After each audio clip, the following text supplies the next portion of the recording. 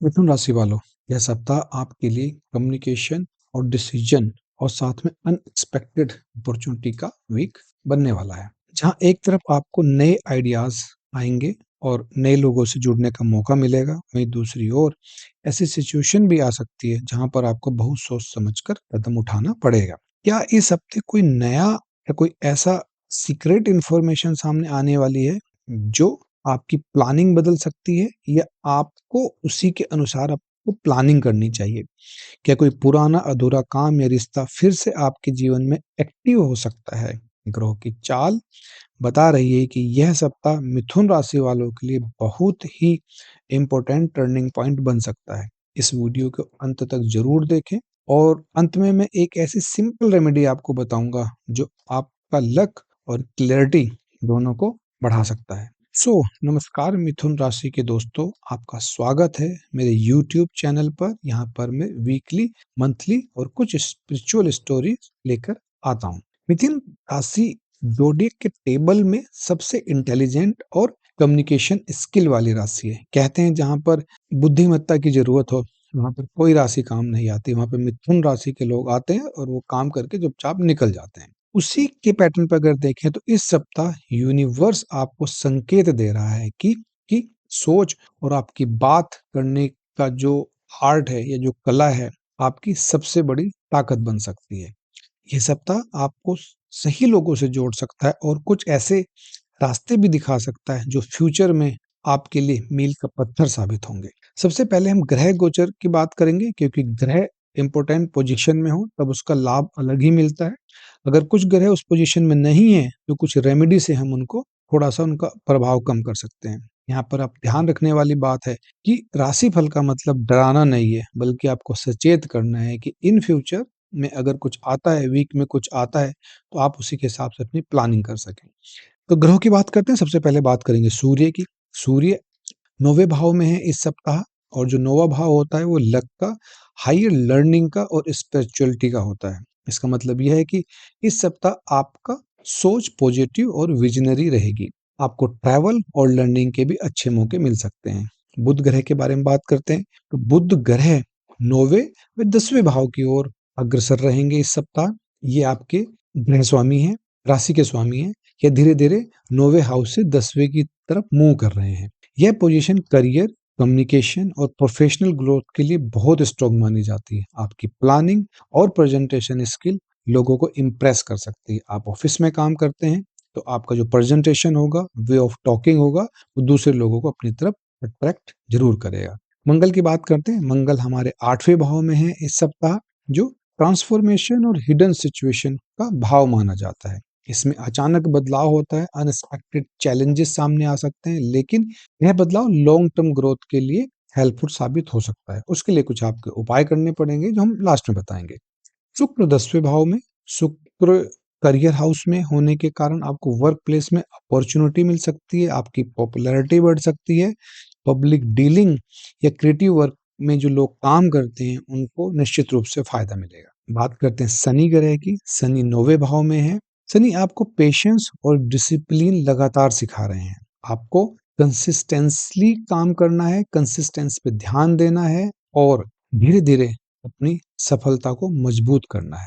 चंद्रमा के बारे में बात करते हैं। ये ऐसे प्लैनेट हैं जो कि हर दिन बदलते रहते हैं और इनके बदलने का प्रभाव आपके मन और मस्तिष्क पर गहरा पड़ता है। इस हफ्ते इनकी शुरुआत के जो दिन होंगे उसमें चंद्रमा सेकंड हाउस में होंगे, जो कि फाइनेंशियल प्लानिंग और फैमिली का माना जाता है, और यहाँ पर आपको फाइनेंशियल प्लानिंग और फैमिली मैटर पर ध्यान देना होगा। चंद्रमा मध्य में थर्ड और फोर्थ हाउस में रहेंगे।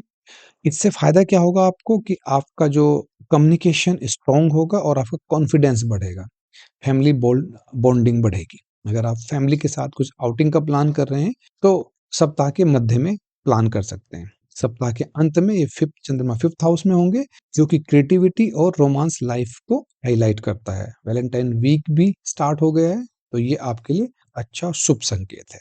ओवरऑल वीक एनर्जी की अगर हम बात करें तो सही जानकारी के साथ और सही कम्युनिकेशन के साथ आप अपना जीवन बदल सकते हैं। इस सप्ताह यूनिवर्स भी आपको संकेत दे रहा है, इस समय आपके आइडियाज फ्यूचर सक्सेस की फाउंडेशन बन सकते हैं। करियर और फाइनेंस के बारे में बात कर लेते हैं। तो करियर और फाइनेंस में ये वीक आपका ऐसा रहेगा। करियर के मामले में यह वीक काफ़ी प्रॉमिसिंग दिखाई दे रहा है। जॉब करने वालों के लिए न्यू प्रोजेक्ट, प्रेज़ेंटेशन का मौका मिल सकता है।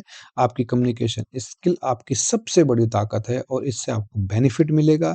जो लोग बिज़नेस करते हैं, उनके लिए न्यू क्लाइंट्स मिल सकते हैं, कोई नई डील आ सकती है, जिससे उनको फ़ायदा होगा। अगर आप डिजिटल वर्ल्ड में हैं, ऑनलाइन फ़ील्ड में काम करते हैं, तो आपको विशेष रूप से फ़ायदा होगा। फाइनेंस के मामले में इनकम स्टेबल रहेगी, लेकिन रिस्की इन्वेस्टमेंट से आपको बचना है। हाई रिटर्न के चक्कर में पैसा नहीं फँसाना है। ये आपके लिए एडवाइस है इस वीक की। वैलेंटाइन वीक भी चल रहा है। लव एंड रिलेशनशिप की बात करते हैं, तो रिलेशनशिप लाइफ इस सप्ताह इमोशनल और एक्साइटिंग दोनों का मिक्सअप होगी। अगर आप रिलेशनशिप में हैं, तो पार्टनर के साथ कम्युनिकेशन इम्प्रूव करना बहुत ज़रूरी होगा। कुछ हाइड मत करें, अगर कुछ आपको शेयर करना है तो ऑन टाइम शेयर करें। मैरिड लोगों के लिए बॉन्डिंग स्ट्रॉन्ग होने के पूरे संकेत हैं। जो सिंगल हैं, उनके जीवन में कोई इंटरेस्टिंग और इंटेलेक्चुअल पर्सन आ सकता है। यहाँ पर इसकी पूरी संभावना है। हेल्थ और मेंटल बीइंग के बारे में बात करते हैं। आपके हेल्थ जनरली ठीक रहेगी, लेकिन ओवरथिंकिंग और स्ट्रेस से आपको बचना होगा। रेगुलर मेडिटेशन, प्रॉपर नींद से आपको फ़ायदा होगा। स्क्रीन टाइम कम करें। अगर आप मोबाइल पर ज़्यादा हैं, तो उसको आपको कम करना है। ये आपके लिए अच्छा रहेगा। अपॉर्चुनिटी और चैलेंजेस की बात कर लेते हैं, जो इस सप्ताह आपके साथ होने वाले हैं। तो अपॉर्चुनिटीज़ में बात करेंगे। सबसे पहले करियर ग्रोथ रहेगी आपकी। न्यू नेटवर्किंग मीन्स कि आपका नए लोगों से कनेक्शन हो सकता है। ये आपके लिए अच्छा रहेगा। क्रिएटिव सक्सेस के भी पूरे चांसेस हैं।